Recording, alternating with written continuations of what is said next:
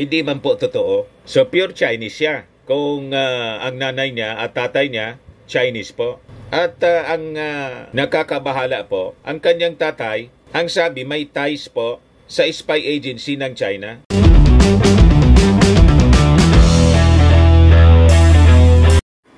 Si Senator Loren Legarda, mga kababayan, is sounding the alarm of a possible creeping invasion ng China dito po sa atin. This is in relation sa investigasyon ng Senado, mga kababayan, kay Bamban Tarlac Mayor Alice Go. Ito ngayon ang mga balita. Sabi dyan, Hontiveros shows papers linking Go and Lin Wenyi.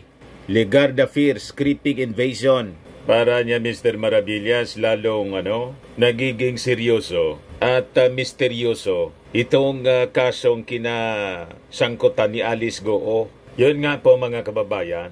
Kaya napaka-importante pong subaybayan natin itong ginagawang Senate investigation. Kasi po, malinaw na iniintensyonan po tayo ng China.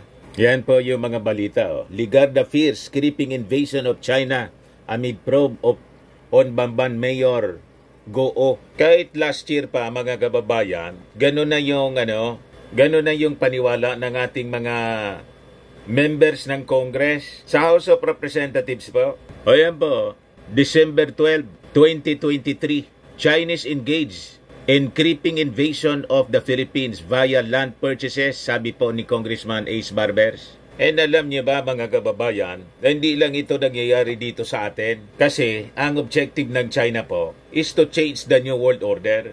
To change the old order para, hindi the New World Order. To change the world order. At gusto niyang palitan, mga kababayan, yung Western powers. Kaya yung pangingialam po ng China sa ibang mga bansa all throughout the world, naging policy na niya. Ayan po, report siya ng The Economist. Yan The Economist. Report, the world divided. Special report, a new order. China wants to change or break a world order set by others.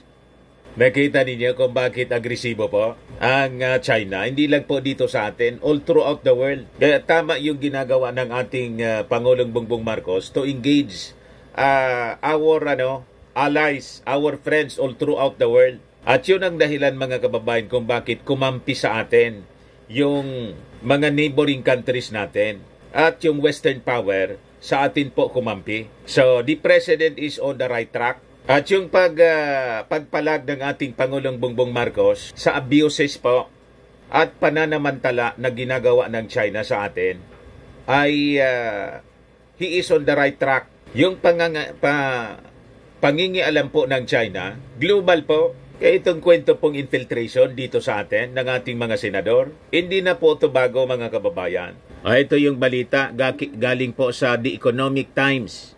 UK spy case, how China infiltrates into parliaments in other countries. Ito naman po report ng BBC, September 13, 2023. Security services warn over Chinese infiltration in politics. So nakita po ninyo kung gaano kaseryoso itong investigation ng ating Senado. Kaya po, lalo tayong dapat magduda sa personality po ni Alice Go. Lalo yung mga pro-China politicians po dito, yung mga traidor sa ating bansa, yung mga hodas po. Kapansin-pansin po yung kanilang pagkakaisa to defend Alice Go. Diba? Chorus po yung mga minions ni Maudix dito, yung mga DDS, nag-unite din po, mga kababayan, para siraan yung Senate investigation ni Risa Hontiveros. So lalong naging kahinahinala po. So ang ibig sabihin lang po, tama ang hinala ng ating mga senador na malamang sa malamang ito pong si Alice Go ay spy nga ng China at pure Chinese siya. Yung nanay niya talagang hindi man Filipina. Yung Amelia Leal po, malamang inimbento lang na pangalan. So ito ngayon yung focus ng susunod na investigasyon po ng committee ni Risa Hontiveros. But before ko, mga kababayan, ibigay sa inyo yung full story ng mga revealing stories na yan, click subscribe muna dito sa ating YouTube channel and hit the notification bell para lagi po kayong updated sa mga kaganapan dito sa ating bansa. Like and share na rin po ninyo ng ating video at huwag na rin po ninyo na-skip yung ating mga commercial ads para tuloy-tuloy lang ang pag-unlad ng bagong Pilipinas. Sa mga naghanap ng malinis and spacious fitness gym, pumunta lang po kayo sa aming Colossal Fitness Gym. We also offer Grab Car Rental with our brand new 2023 model ng Toyota Innova. We also accept booking for those who are planning to travel via PAL and Cebu Pacific and other airline companies. And bills payment for Meralco bills, Aleco bills, PLDT, etc. Ang Colossal Fitness Gym is located at 3rd floor Security Bank Building, Lanco Business Park, Legazpi City, Albay. For inquiries, look for Chilon Maravillas. Contact number 0966-802-0949. Yan po yung aming Innova. Lagi na pong matao sa amin. Mga bagong clients namin, mga kababayan. Napaka-colorful po at napakalinis at napakaganda ng aming gym. Pati mga foreign tourists po, bumibisita sa amin po. Mga British tourists po sila. Na-set up na rin po yung aming mga brand new gym equipments. May treadmill na rin po kami. Ito naman po yung bago naming product na binibenta online. Eye Glow Serum, whitening po siya. Tingnan ninyo yung epekto sa aking anak na architect before and now. Yung mga inquiries po ninyo, dumiretso na lang kayo sa kanyang Facebook account, Riz Maravillas. Ito naman po, Firmax Firming and Lifting Cream. Pinapahid po ito sa mga pulses in affected area. Mainam po siya sa mga pains at paninigas na mga kaso-kasuan. Ito, Automax Revitalizing Serum. Sa mukha naman yung application. Anti-aging po siya. You will look 10 years younger than your age. Sa mga cancer patients naman po, baka lang gusto ninyo itong itry. Ning siya red mixed fruit drink. Hindi man po siya gamot, food supplement siya. Kaya lang, gawa siya mga kababayan sa goji berry. Yung goji berry may anti-cancer properties. O ngayon, yung mga inquiries po ninyo, dumiretso na lang kayo sa aming messenger sa Facebook para masagot namin agad.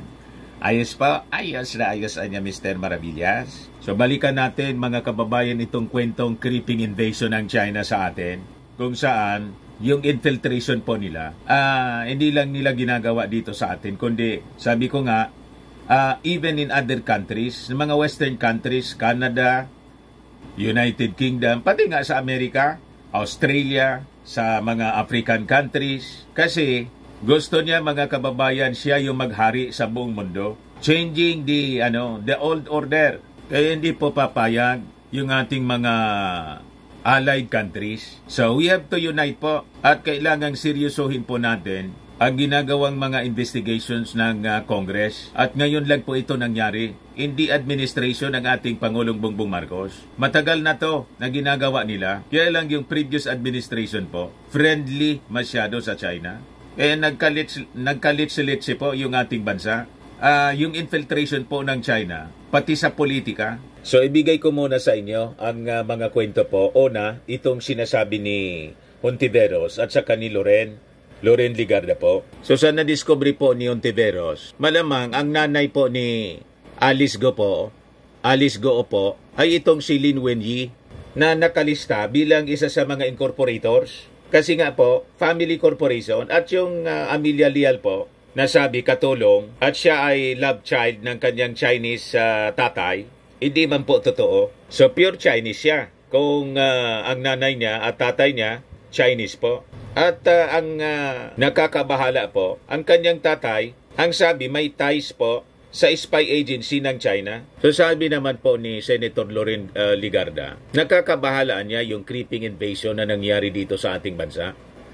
So sabi po ni Hontiveros, posibleng niya itong si Li Wenyi ay siyang biological mother ni Alice Goo. Ganon din yung paniwala mga kababayan ni Senator Win Gatchalian. Si Win Gatchalian, kung isipin natin po, Chinese-Filipino po ito. So sabi po ni Risa Hontiveros, ito ang yan lumalabas sa mga documents na malamang itong si Li Wenyi ay siyang nanay, biological mother ni Goo. Kasi sabi po ni Senator Sherwin Gatchalian, ito ang yang si Lin Wenyi na isang Chinese national. Ito yung tinatawag na nanay ng yung Goo's family ay manirahan po sa Valenzuela City.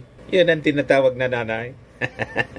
Sa kabaga. Sabi naman po ni Senator Loren, ito ang issue surrounding Bamban Mayor Alice Goo are not only a very serious national concern, but could also be a creeping invasion. Ano anya, Mr. Maravillas, ang tingin mo? Tama daw yung paniwala ni Loren? Tingin ko po, tama yung duda po ng ating mga senador. Kasi po, ganun ang strategy ng China. Sabi ni Loren, nakikita natin na hindi naman manggagaling na sa karagatan o sa ere ang mga invasion ngayon. Mismo, mga kababayan, ang ginagawa ng China, infiltration ng local politics in the economy. Una, they're posing as tourist muna. Tapos, nakikipag-sabuatan, they're using money para i-bribe yung mga officials. Nakakuha po sila ng mga peking dokumento, pati birth certificate po. Ito ngang si Alice ko, bigla na lang lumitaw. So napaka-seryoso po itong investigation na ginagawa sa Senado. Hindi maalala yung kanyang nakaraan. Wala na po ako anyang maalala, Your Honor. Pinapakwento po yung kanyang childhood experience. Walang maalala po. Kaya nag-resolution po si Senator Loren para mag-imbestiga tungkol dito sa mga dubious passports ng mga non-Filipinos naka-obtain ng mga passports through dubious means, including falsified birth certificates, allegedly sourced from the Philippine National Statistics Authority. Sabi ng senadora po, siguradoan niya ako na hindi lang ito isolated issue. Dapat niya tingnan ang pag-infiltrate ng mga sindikato ng ibang bansa sa mga ahensya ng gobyerno at iba pang halal na opisyal. Ganon po, mga kababayan, ang ginagawa ng China. At sabi nga natin kanina po, it is a global agenda. So the possibility po na itong si Alice Goo ay isang espiya po ng China sa atin ay napakataas. Sa ibang bansa, ganon ang ginagawa ng China po. Infiltration ng parlamento. Yan po. UK spy case. Report ito ng The Economic Times. Ayan The Economic Times. How China infiltrates into parliaments in other countries. Nakita ninyo po, mga kababayan? Huwag na kayo magtaka kung bakit po yung China, ang daming kakamping politiko po dito sa ating bansa. Hindi po malayo na itong mga minions ng China rito pong mga politiko, pinupunduhan po. Ang dami pong mga hudas dito sa ating bansa na pera-pera lang. Walang pagmamahal sa mamamayang Filipino, kung ano lang po yung pakinabang nilang personal. Kaya huwag kayong maniniwala sa mga propaganda nila na mahalin natin ang Pilipinas. Hindi po nila mahal ang Pilipinas. Mas mahal nila si Xi Jinping, mga kababayan. Mahal nila yung kwarta na binibigay po para sa kanilang mga political ambition po rito sa ating bansa. Kaya massive po yung kanilang propaganda. Alam na ninyo yung ating tinutukoy po. Kaya magiging very active po ang mga taong yan habang papalapit ang midterm election 2025. Lalo na po, mga kababayan, sa presidential election sa 2028. Yung mga Chinese po na mamakyaw na ng mga properties dito po sa ating bansa. Ayan sa Valenzuela, sa Parañaque City, yung nireport natin kahapon. Yan po. I-replay ko po sa inyo, mga kababayan, itong balita natin kahapon. O yung mga residente, mga kababayan, yung homeowners ng isang subdivision village sa Parañaque City, masyado nang naalarma kasi ang sabi nila, dumami ng dumami yung mga Chinese sa kanilang lugar. Ang tingin nila, mga kababayan, this is a new phase of Chinese invasion. Hindi na po sa West Philippine Sea.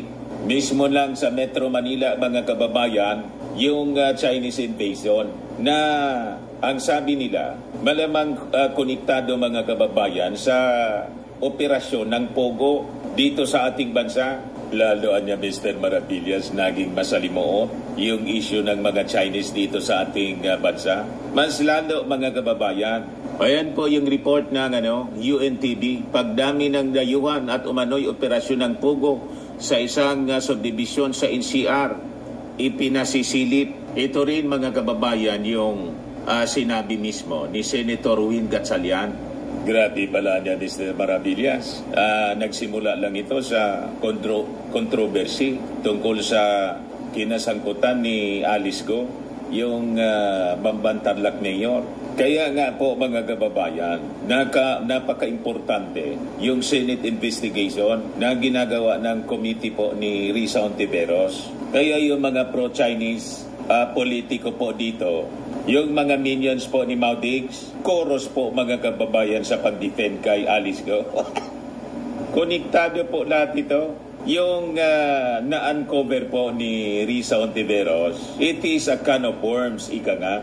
Kaya si Arima po, todo depensa kay Mayor Alice Go. Kaduda-duda po. Sabi diyan sa Impact Leadership, Rocky Defense Alice Go calls Risa Hontiveros. Ang tawag na kay Risa Hontiveros.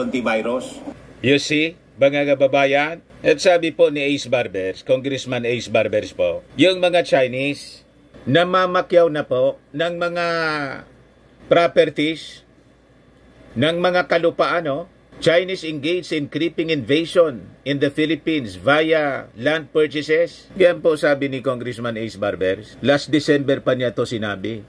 December 2023. Sabi niya, authorities must check the supposed creeping invasion of the Philippines by Chinese allegedly through the purchase of land and properties in the country, reportedly using laundered money. Ito kasi yung lumitaw sa investigasyon doon sa mga property na pag-ari ni Willie Ong ng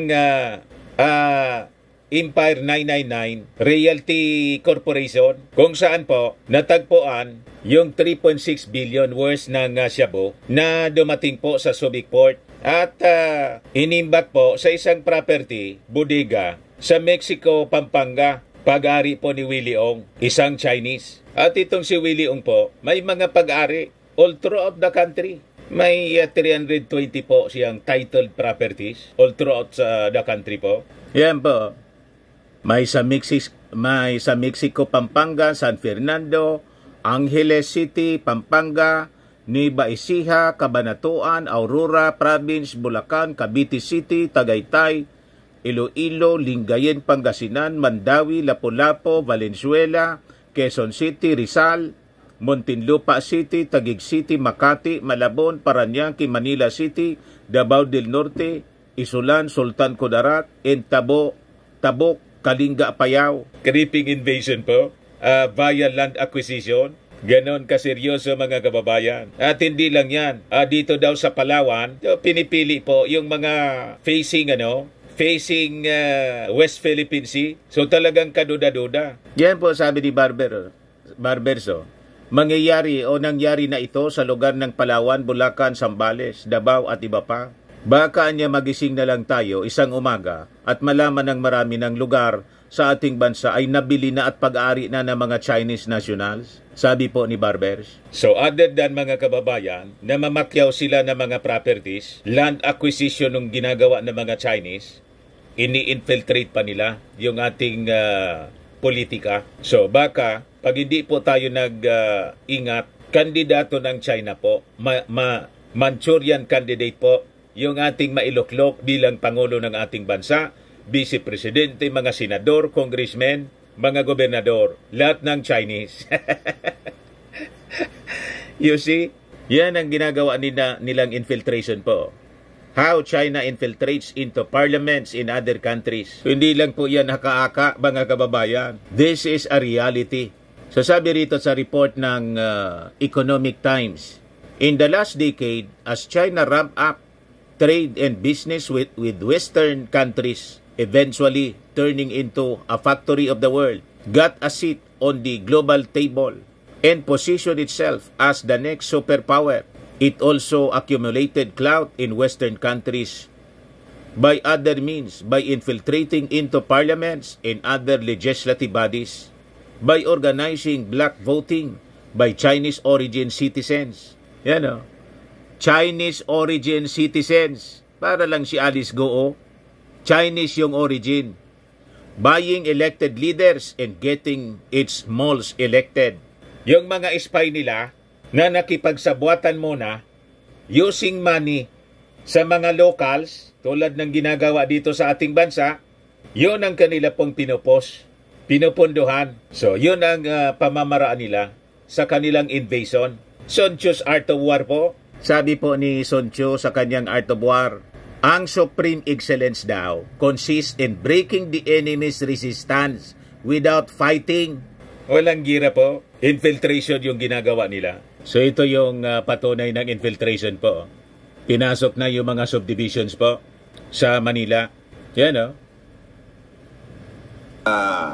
Houses, napakalalaking bahay kung saan nakatira daw itong mga Chinese nationals. Tingnan naman po ninyo.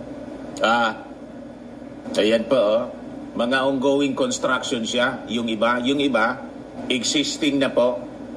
Yan po, nakita ninyo mga kababayan, ang lalaki na mga bahay. Kaya masyadong na-alarm yung mga homeowners.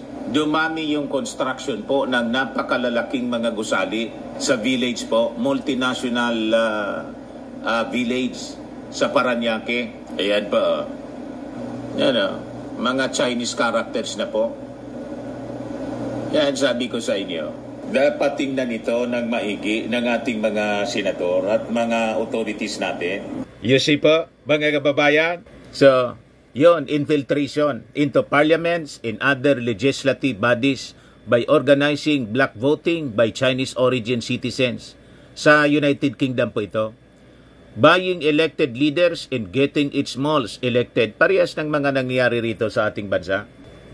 China's foreign influence operations have been gargantuan industry involving its secret service, Chinese origin business persons, its own shadowy police stations in foreign countries that coerce Chinese origin citizens, local Chinese community bodies, and lots of funds. The House of Commons Intelligence and Security Committee in the UK said in the report released recently that intelligence threat posed by China is compounded by a whole-of-state approach with the use of state and non-state players for spying. Malamang yun pong mga residente dyan sa multinational village sa Parañaque City po, pinasok ng mga spies.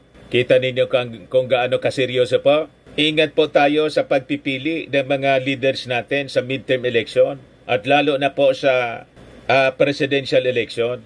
Kala ninyo, local politics lang po ito. Nangingialam po ang foreign power, yung China. Namihasa po nung past administration. Kasi inayaan sila. Yung suspect po doon sa shooting sa EDSA Ayala Tunnel, yung pinatay po yung driver, Chinese po. So bakit yun may baril? Mga kababayan, kaya na-trigger po si Congressman Ace Barbers. Gustong i-reimpose po yung death penalty. So anyway, ganun kalala ang sitwasyon natin with the Chinese infiltration dito sa ating bansa, in which sabi dito sa ating binabasang article, it is a global policy na ginagawa ngayon ng China to replace the old world order. So sabi rito, the latest case of a British man, a researcher at Britain's parliament, who worked with prominent lawmakers on China policy, getting arrested in March on suspicion of working for the Chinese government, is just the tip of the iceberg. The man has denied working for the Chinese government, but China's infiltration of legislative bodies in advanced countries is widespread practice that has often come to light. Most notable cases are of Canada and Australia, where Chinese interference in legislative bodies has caused big political storms.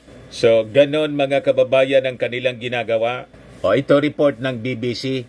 Security services warn over Chinese infiltration in politics. Yung kwento po natin, hindi ito conspiracy theories.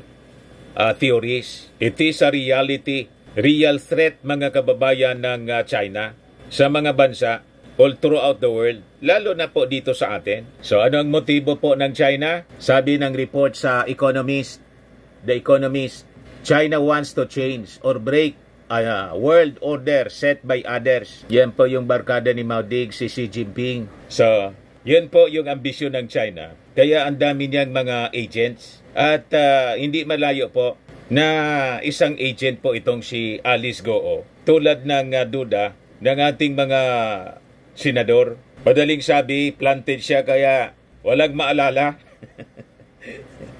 Laging wala siyang maalala. Scripted ang kanyang mga sinasabi. Kaya napikon-pikon na po si Loren Ligarda, pati si Ontiveros, para kanyang robot. Laging yung sagot, lumakian niya ako sa farm. Galit si Loren Ligarda po. Sabi rito sa Politico News, di maalala, Ontiveros suspects Alice Goo knows mother's real identity all along. Pag-spy po, talagang, siyempre, magsisinungaling. Sanay sa pagsisinungaling ang spy. Sabi diyan, Senator Risa Ontiveros has beard disturbing details about the family life of Bamban Mayor Alice Goo that would supposedly prove she is a Chinese and not Filipino. Kung nagawang magsinungaling ni Mayor Alice tungkol sa mga kapatid niya, hindi malayo mangyari na tinatago niya rin ang totoong pagkatao ng nanay niya. Ontiveros said, the names of the incorporators of the Goo business empire would prove that she is purely Chinese. Sabi po ni Ontiveros, ang 7 mga negosyo ni Goo, yung QJJ Group of Companies, QJJ Farms, QJJ Embroidery, QJJ Meat Shop, 3 Lin Q Farm, QJJ Slaughterhouse, and QSeed Genetics, have as incorporators her Chinese father, Jiang Xionggo Goo, sibling Sheila Ximen, and a certain Lin Wenyi.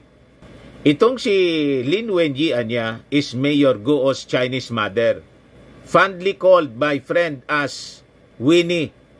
So sabi po ng senadora, may isa pa kaming source na nagsasabi na Winnie ang tawag na nanay ni Mayor Goo. Philippinized version kaya ito ng Lin Wenyi? Kaya Winnie po? So yun ang tanong po, mga kababayan. Kasi family corporation po, bakit kasama ang isang nagngangalan po na Lin Wenyi? So ano ang relasyon ni Lin Wenyi, mga kababayan, kay Alice Goo? Di family corporation po. Pag sinabing family corporation, ang lahat ng incorporators, member ng family. Tama? Ayun, mga kababayan, yung rason kung bakit malakas yung paniwala ng mga senador. Hindi lang si Risa Ontiveros, kundi pati si Senator Win Gatchalian, yun din ang kanyang paniwala. So sabi po ng senadora, another proof anya that Goo has a Chinese mother is that Lin Wenyi traveled with her father, Jiang Xionggo, at least 170 times in the span of 6 years. Business partner lang nga ba o baka asawa talaga? It takes a turn for the worse, anya, sabi ni Risa Ontiveros, when she saw a Bureau of Internal Revenue document certifying the birth dates and addresses of Goo's family co-incorporators. It would appear, anya, that Li Wenyi, if proven the mother, was only 15 when she gave birth to Mayor Goo and 13 when she gave birth to Goo's sister Sheila. Kasi 1971 pala ang birth year nitong si Li Wenyi based on records. Kung siya ang tunay na ina, 15 years old lang siya nang iniluwal si Alice. At kung siya din ang ina ni Sheila, na aminado si Alice na kapatid niya, aba, 13 years old lang siya nung iluwal ni Sheila, sabi ni Ontiveros. Unless ito ay gawa-gawa lang lahat, katang-isip ng isang sindikatong Chino na pinahintulutan ng mga kawani ng gobyerno. Dito sa ating bansa po, sa gobyerno, walang imposible basta. Di ba? Lahat nagagawa ng paraan. Money talks. Mayayaman po ito kasi sangkot sa money laundering. Kung ano-ano pang mga criminal activities po. Yan po. Senate deep dives into Go's alleged criminal ties. So ito yung magiging sentro ng susunod na investigasyon mga kababayan next Wednesday, June 5. So ang sentro ng investigasyon po yung sabi money laundering and links to the Pogo operations. So yun po yung susunod nating abangan mga kababayan. And the objective nito na investigasyon po makapag-craft ng batas para maiwasan po yung future occurrence ng ganitong mga uri ng problema na may relasyon po sa criminal activities dito sa ating bansa at lalo na po it threatens our national security. Consider na nila, nire-recommend nila na ginagawa itong investigation po para tundukan yung problema natin sa Pogo operation. Baga sa susunod pong mga taon, mga Chinese na lahat yung nakatira sa mga malalaking subdivision, yung mga Filipino, squatter na. Yan po, mga Chinese na yung pangalan. So you see, mga kababayan, seryoso po itong issue ng Pogo. Itong issue kay Alice Goo. Wag na kayong magtaka kung bakit po pati si Teresita Angsi, nangialam. Yan po, si Teresita Angsi, Filipino-Chinese civic leader na nakilala po during the time of Fidel Ramos at Erap Estrada noong kasagsagan ng kidnapping ng mga Chinese. Yung nauso po yung kidnap for ransom. Sumikat itong si Teresita Angsi. Matagal na nawala sa limelight. Ngayon, nag-iingay siya. Sumasaklulo po kay Alice Go. Duda po, mga kababayan. But before ko ibigay sa inyo. So yun po mga kababayan, na-reply ko lang sa inyo yung portion nung discussion natin kahapon. Sabi ng mga nag-react po, dapat magbuo ang administrasyong PBBM ng isang departamento na tututok sa mga questionabling pagdami ng mga Chinese sa buong Pilipinas. Don't let any stranger na bibili ng lupa sa Pilipinas act immediately, Mr. President. Duterte government is the culprit of Pogo businesses, PBBM, Bagong Pilipinas. Go, go, go, cleanse our country, Philippines, PBBM, praying that God will take care of you always. Stop the Chinese tourists immediately. Si Teresita Angsi, isang pure Chinese. Iparating mo kay PBBM. Urgent, sir. Bakit inalaw na magkaroon ng landowner ang mga Chinese? Sana gumawa ang Senado ng resolusyon at ang Congress na not allowed ang mga dayuhan na bumili ng lupa sa bansa natin. Unti-unti tayong sinasakop nila, gising Pinas. Dapat iutos na ni PBBM na tanggalin lahat ng Pogo sa buong Pilipinas. Linisin ang gobyerno, ipaubaya sa presidente ang lahat, pumili ng tapat na mga kawani. Masikip na sila sa China, ayaw nila doon. Sa Pinas sila nagasik ng lagim. Kailangan paimbestigahan lahat yan, banta sila sa seguridad. Ipagtanggol natin at protektahan ang ating mahal na PBBM at ang ating mahal na First Lady Lisa Araneta Marcos and family. Ipagdasal po natin ang ating mahal na bansa. God, please protect and save our country, especially our Philippine territory in WPS and South China Sea. Kagagawan lahat ng Duterte yan. Huwag na natin iboto ang mga Duterte. Doon na sila sa Davao. Doon na lang sila sa Davao. Maudigs ang punot dulo ng lahat ng suliranin ng bansa ngayon. Kawawang PBBM, sobra-sobra ang pinamanang problema na kailangan niyang ayusin. Pero sa kabila ng lahat, siya pa ang nilalait ng digong niyo. God bless and protect our beloved PBBM. Pati po ang House of Representatives o mga congressman, kailangan din nila mag-imbestiga. Huwag ipaubaya sa mga senador dahil maraming pro-China ang nakaupo sa Senado. Dapat paimbestigahan din yang mga naglalakiang gusali sa Parañaque. Baka sa susunod magtayo na sila ng illegal dyan. Kalat na talaga ang mga pugo sa bansa. Kahit na mga probinsya, marami na rin. Kaya nakakaalarma na ang pagkalat ng mga Chinese sa bansa. Kaya dapat nang tutukan ng mga mayors ang kanilang nasasakupan. Parang gasabwat ang ng mga insik, ang mga kawani ng assessor's office at mga lokal na politiko sa atin sa isyu ng land properties at building. Sana suriin kaagad na ng ating Pangulo. Sa Makati lang, napakarami mga Chinese Family Corporation. Halos kanila ang buong barangay, squatter yung mga legit na mga Filipino. Marami pang Chinese sa ibang panig ng Pinas, nakakaalarma sa ating national security.